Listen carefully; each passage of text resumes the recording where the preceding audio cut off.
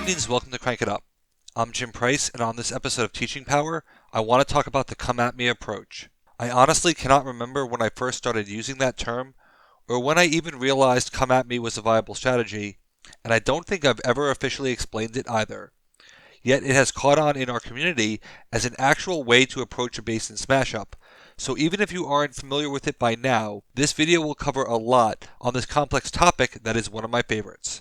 Come at me at a high level is the opposite of the tactic covered in the previous video. Instead of saying low, you intentionally go high. And I believe very much that there is a level in between these two strategies which I simply consider to be playing badly. In a game of efficiency, if you are going to go big, you need to be completely intentional about doing so, and that is what come at me does.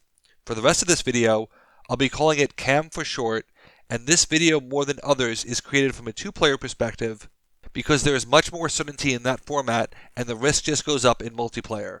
Just a minute ago, I described CAM as being both a complex topic and one of my favorites. It is one of my favorites because if it works wonderfully. But it is also important that it doesn't always work, because anything that always works would be broken. Not even the previously covered tactic works 100% of the time, especially if your rivals are trying to do the same thing. A proper CAM strategy looks something like this. You add a significant amount of power onto a base and invite your rival to try to overtake you. How much power and when to do it are crucial aspects of this strategy. But for the sake of example, let's say 16 of 20. That means that your rival needs 17 power to win, and you are basically inviting them to take second. Note that if this backfires, you really overinvested in that base, and losing a come at me play is among the worst outcomes. But I feel the same way about CAM that I feel about stolen bases in baseball. I think that they should happen way more often. I think that a 25% failure rate is actually a 75% success rate, which is great, considering a hit is 33% success rate. I think people use stealing at the wrong time, which scares them off. And most importantly, your team must be built to steal bases effectively, otherwise don't do it. And all of these things apply to CAM as well. Why would you make such a risky play? And more importantly, why would they take the invitation? That is because, in my opinion, CAM has some of the best possible outcomes when it works, and done properly, it works more than it doesn't. So before I talk about how to do it, I'll talk about why to do it, because they go hand in hand. There are a number of key outcomes that can occur. Some are better than others, and these aren't necessarily in any specific order. But the most common one is that you put out a lot of power on a base where your rival has none, and you offer them second place on their turn. This is crucial, because winning a base on someone else's turn is fantastic due to turn tempo. Normally, when you break a base on your turn, your rival has a chance to lead off the next base and have turn advantage. CAM takes that away because you are the winner and you get the next turn. One of the most interesting things about CAM is the relative power level compared to the other strategy. Very often, the final power is actually the same. The order in which it arrives is what is different. If I add 3, and then you add 4, and then I add 13 on a 20 base, it's still 16 to 4 in the end. It took 3 turns to get that way, and my rival has turn advantage. Instead, this took 2 turns, and in exchange for the risk of failure, I have turn advantage if I put down 16, and invite my rival to either try for 17 or settle for 4. Now, it is quite often that a player will not take the bait and offer the base on their turn. One of 3 things generally happens. First, they go for it and try to eclipse you. If you can hold your ground, I'll say more on that later, that is great. They just extremely overpaid for second. But if set up properly, this is the rarest outcome. Instead, what happens is someone either decides it isn't worth it and stays off the base, hoping to delay for a turn where they can steal it later. Or they put a recruit down just under the threshold and hope that it lingers. If they get second place on your turn, that's better for the rival because they maintain turn advantage, and I have to invest slightly more to finish it off. And if the base stays there, then I've got a footprint that can hopefully steal it in the future and create that inefficiency. But leaving that base out for another turn is flirting with danger for your rival. If I can displace the minion in any way, then instead of them getting second, they get nothing and I get a solo. Sometimes this forces a player to consider how much removal I have and potentially buff their minion or throw on a second minion. Another outcome is the pivot play. If you let me leave a ton of power out, I can use that power to break something else. If I have a ton of engine minions, that might mean breaking a different base, or if I have extreme movement, moving to a different solo base.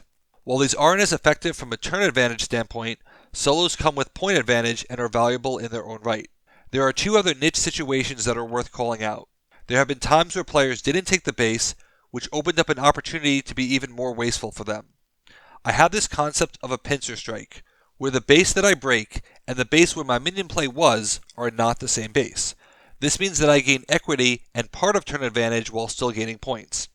One of my favorite pincer strikes is set up by playing minions elsewhere and using my action play to push a big rival minion onto the come at me base, wasting their big minion while maintaining tempo. Since my rival chose not to close the base, I'll do it for them and use their better minions than what they could have played normally.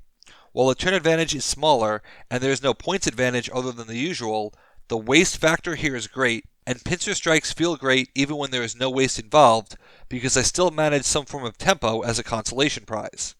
But the holy grail of Come At Me, which has been done, is the extremely rare solo on someone else's turn.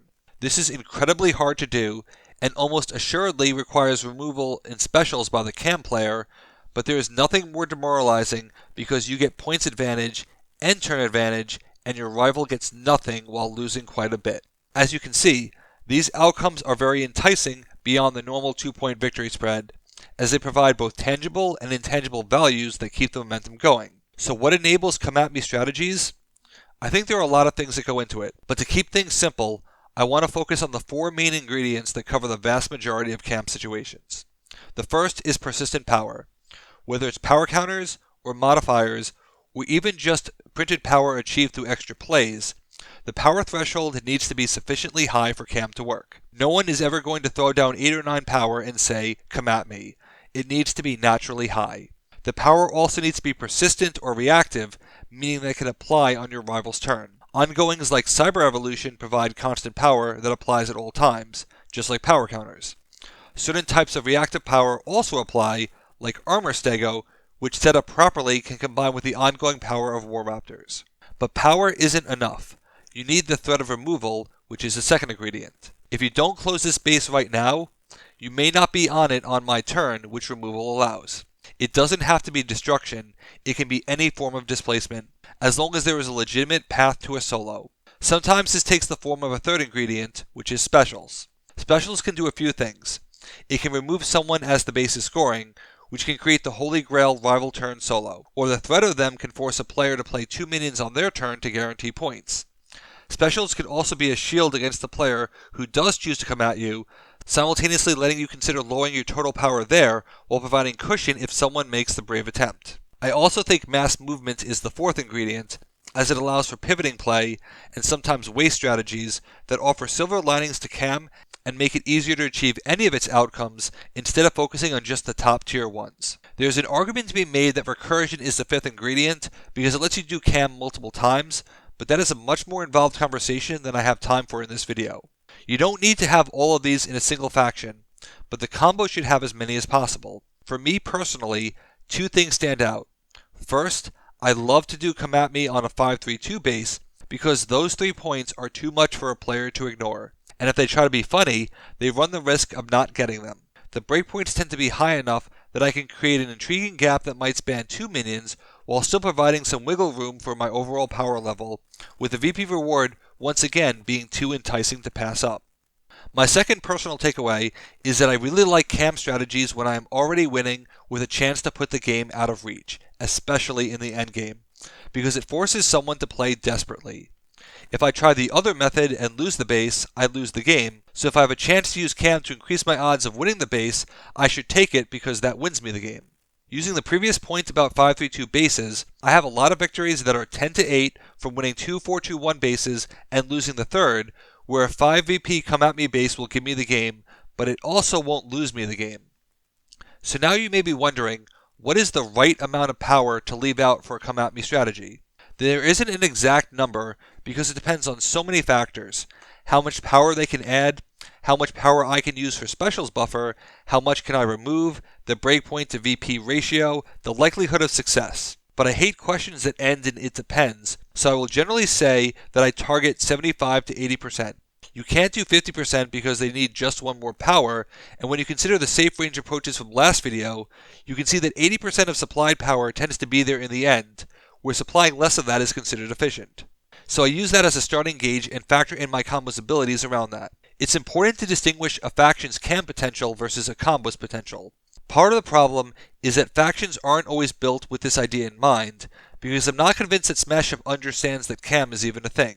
I often talk about factions that feel like they want to be cam, like Mulan, or Magical Girls, or Samurai, but they are a few ingredients short of it and don't internalize that concept well. Often the factions with the best stealing potential are terrible in Phase 2, and Phase 2 really matters to cam. I would consider Phase 3 stealing the more rare I'm coming for you strategy, which I won't be covering in this video. All that being said, there are a few factions that really call to me for cam moments, some of which I've talked about before. I think Mythic Horses are the most underrated Come At Me faction because they do it so well. They have lots of persistent power, particularly Starlight. They have persistent power that doubles as power activation when combined with their special, that only really works in a Come At Me context. They have the extra plays to set up those high power levels. They have mass movement to pivot as necessary, and because of C-Star, they can actually do a pincer attack in either direction. And it's easy to supplement their one weakness, a lack of removal, to give them really potent Come At Me opportunities. I think Luchadors are also really good at cam. They have Kappa Roja, who can add power and remove power on special, which increases the threat and means that they have to play a 4 there. They have Reversal, which can create big swings. They have other forms of removal without for the count. They have the ability to use Pin for waste potential. And they have Action Recursion, which means that they can do this multiple times due to their strong Phase 2 presence. Flora Loca and Powerful Setup are both persistent power, and Pin can mean that they have presence but they are staring at 0 power. But there is another faction that I don't recall being talked about as Come At Me by the public, even though I mentioned them earlier in this video, and that's Cyborg Apes. You may be wondering how this is, and the answer is Cyberback. Cyberback and Flying Monkey is generally good for a double scorer on your turn, but if you set it up properly, you force your rival to play around the threat of a triple score. To do this, you need Cyberback with Flying Monkey out. Flying Monkey cannot be the terminal action play. In fact, you may not even want to win that first base. The reason is because of turn advantage. If you win that base, Cyberback can go to a base that won't score this turn, because you have immediate turn advantage. Even if you lose, you can move them to the same base.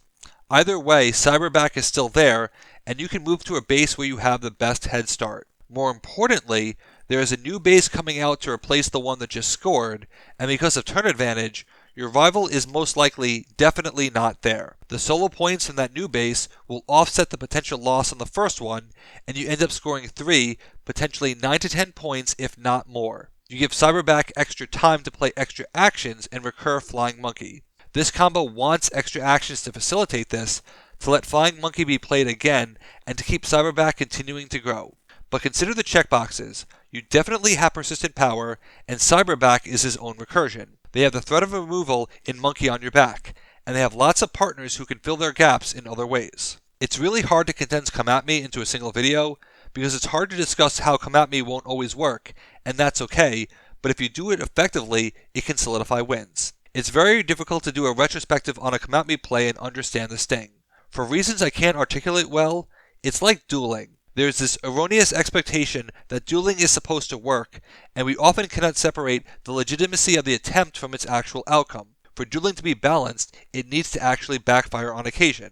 Come At Me is definitely an advanced level of maneuver, but one that I'm glad is gaining more and more popularity. I dream of the day when we meet a faction that intentionally wears Come At Me on its sleeve, as it is such a rich design space. What do you think of Come At Me strategies? Which factions do you think do it particularly well? Let me know in the comments. My next video is expected to cover action heroes who have a bit of Come At Me elements in them, so I hope you will check it out. Thanks for watching, be sure to like and subscribe, let's shut it down.